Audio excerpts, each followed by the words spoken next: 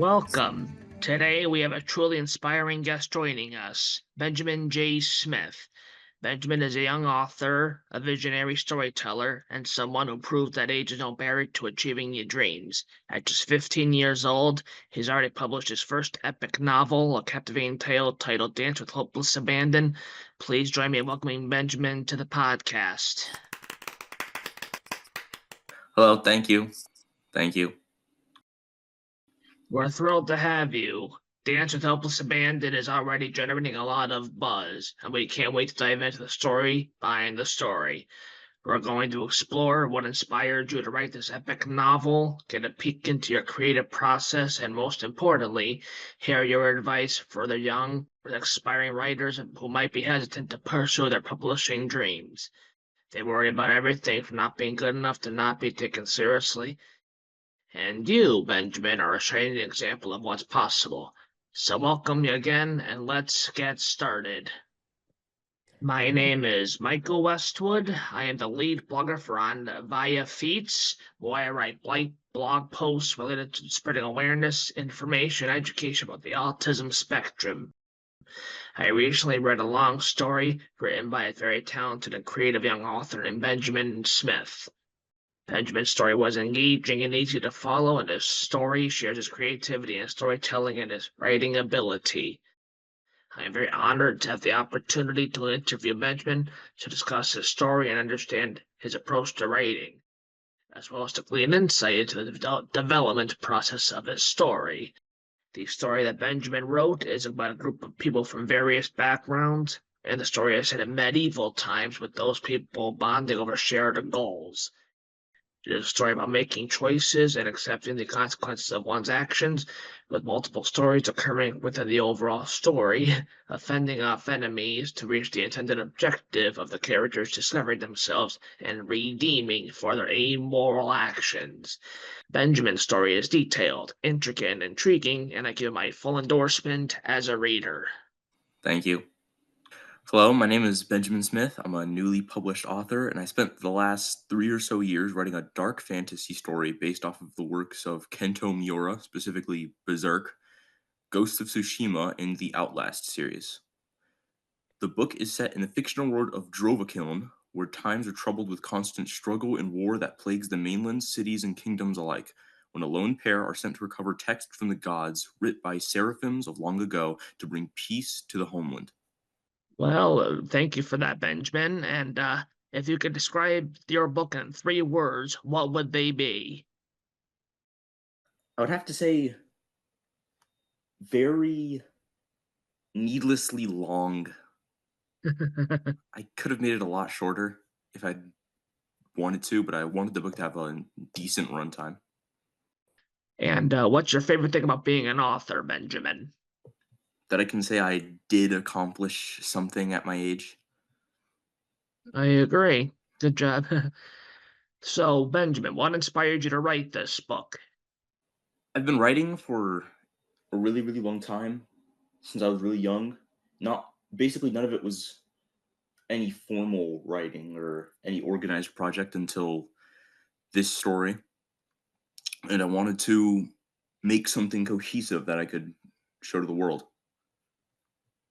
Nice, Benjamin. And where did the idea come from for the story? It came off of a story again written by Kentaro Miura, a story called Berserk, which follows the main character Guts in a very grisly, darker tone of fantasy world. But I wanted to make a story like that with my own characters, my own story, a different struggle for the characters. Good, I agree. So, can you provide a brief, engaging summary of the book here? Okay.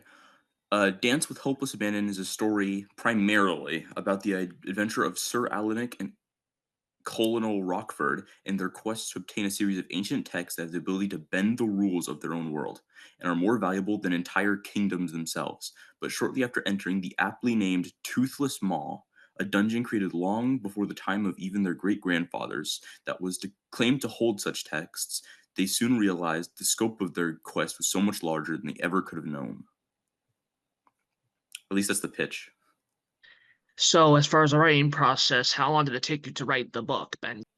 About technically 3 years. It took me almost 2 years to write the book that this book was almost born out of. Yeah. Well, that sounds like a long time. Well, it is a long time. And what was your writing routine like for the writing? I tried to write almost every day. Some days I couldn't because I didn't have any ideas or something I would have added would have just made the story worse. But I Hmm. tried to always be making something with it. That's good. Did you face any challenges during the writing process, and how did you overcome them? The main challenge, the biggest challenge I faced while writing it was that I had no idea how to write a book. The only thing I knew was the only knowledge I had about how to write a book was from reading other books and just slightly basing it off of that, which helped to a degree, but that was definitely the biggest challenge. I don't even think I've gotten over that one yet. Well, that's something to keep in mind. Did you have any help or support while writing from, say, mentors, critique partners, etc.? Yes, my if there was a mentor, it was Mr. Fred Stawitz, Who's a him? actual published award-winning author who helped me during the early parts of the writing process before I started editing. Well, that's good that you had his mentorship. That's good. And as far as themes and messages, what are some of the key themes and messages you explore in your book? It was mainly to the end, but one of the most important to me themes of the book was redemption in its limits. I wanted to see how far Rockford's character was almost completely designed to see how far he could go before he was just unredeemable.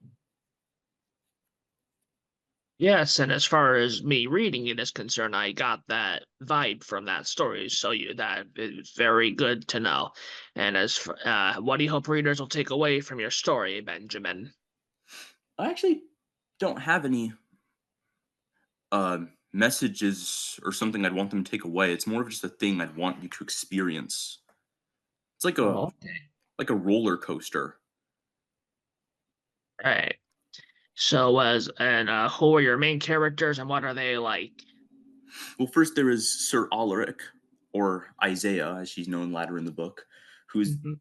the, as Rockford puts her, the most capable knight in the entire kingdom, maybe even the peninsula or continent. She's starts off as a pretty pious, stricter character than Rockford, as Rockford has already been around the woodwork. He's seen a lot, done a lot.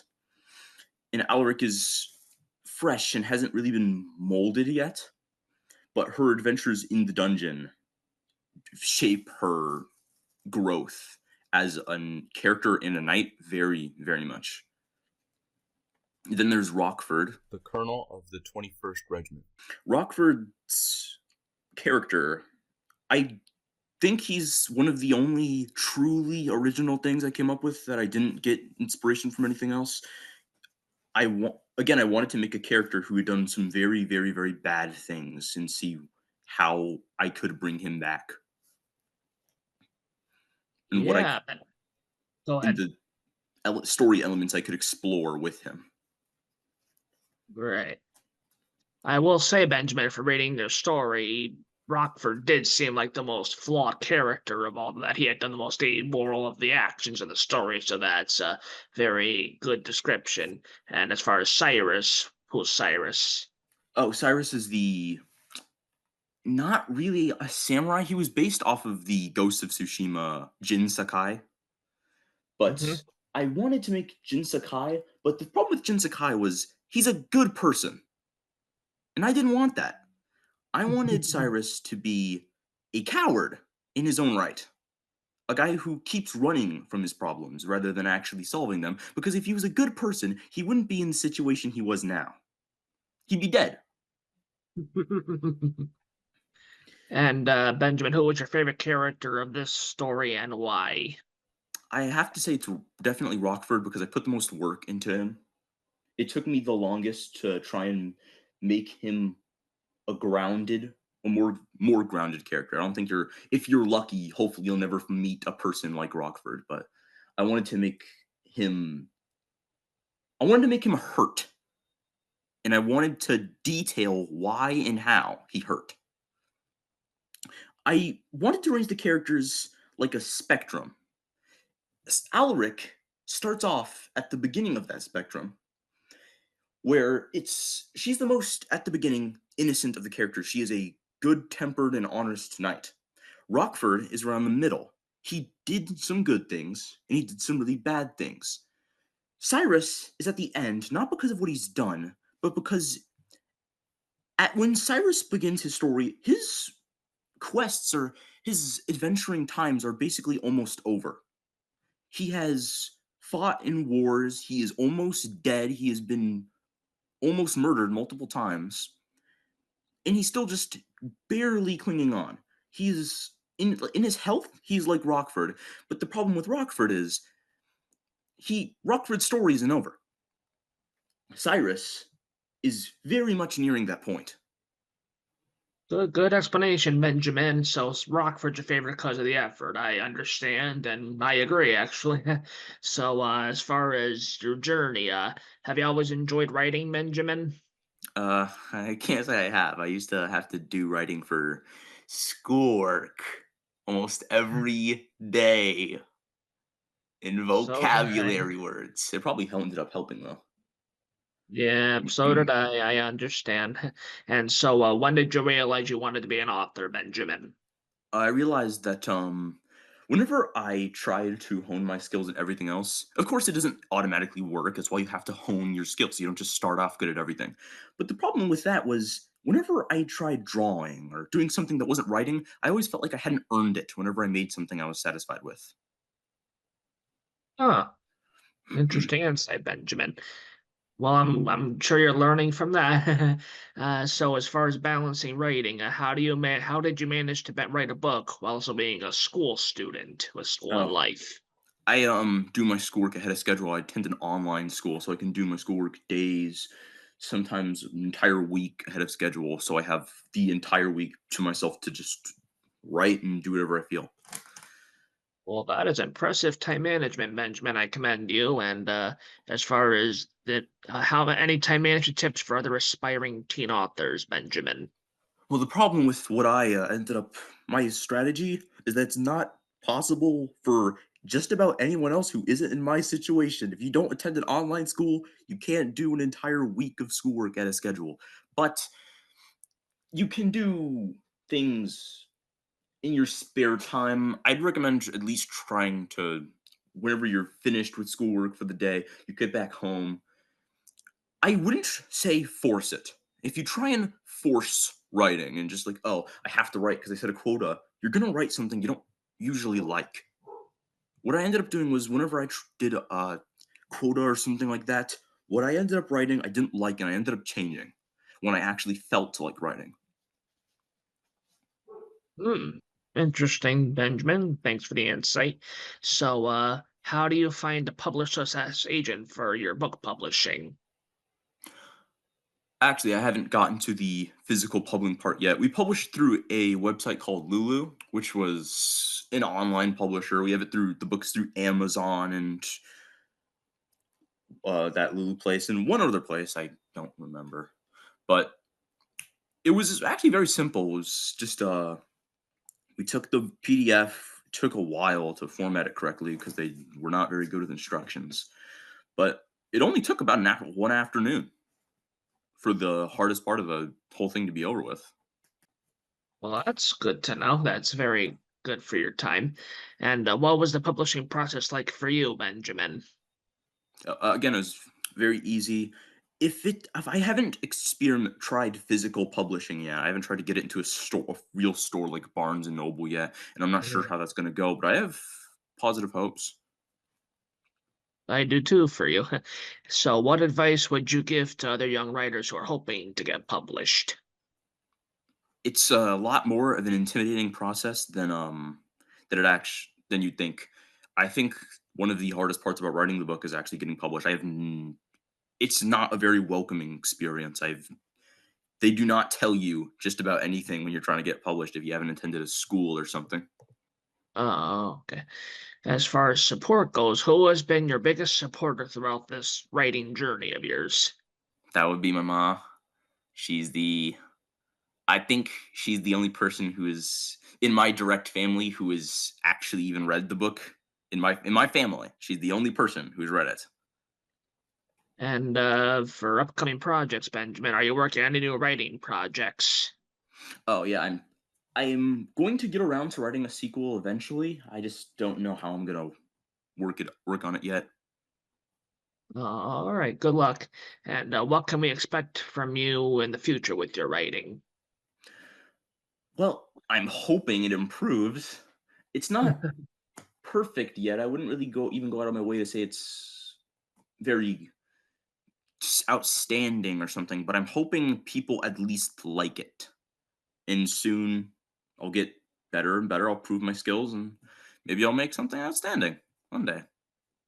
Yeah. So, what's the best piece of advice you've received about writing? I think I heard it online, but I don't remember where. It's specifically for writing dialogue. You should try and run it through your head and try and think about everything you're writing Right. before you just put it down on the paper. Because you can always go back and edit it. But what I like to do is I like to think about every single thing they're saying and imagine it in my head as if it's two people talking to each other. And if it doesn't seem like something you would actually have something you'd use in a conversation, something that would be so that something that you would say in a conversation, then you probably shouldn't put it in there because I don't want certain parts of dialogue to stand out really poorly. Because I've seen poor dialogue in writing; it's not very nice to read at all.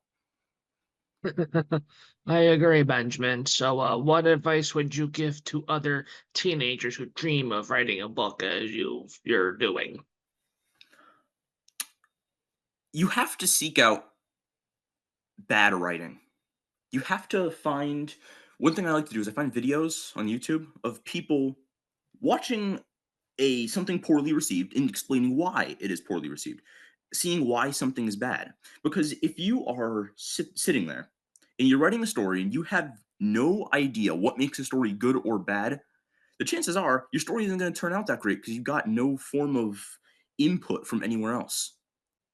I never considered that, but that's a good insight. So, where can people buy your book, Benjamin? It's on lulu.com. Okay. And where can people connect with you online, e.g., or for example, website or social media? Definitely the Anvaya Feats website. I don't have a social media, and I don't plan on making one anytime soon. Alrighty.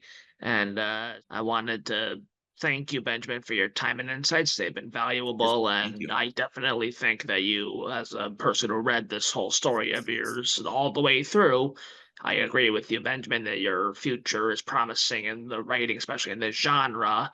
And what's the book title again, Benjamin, to mention it?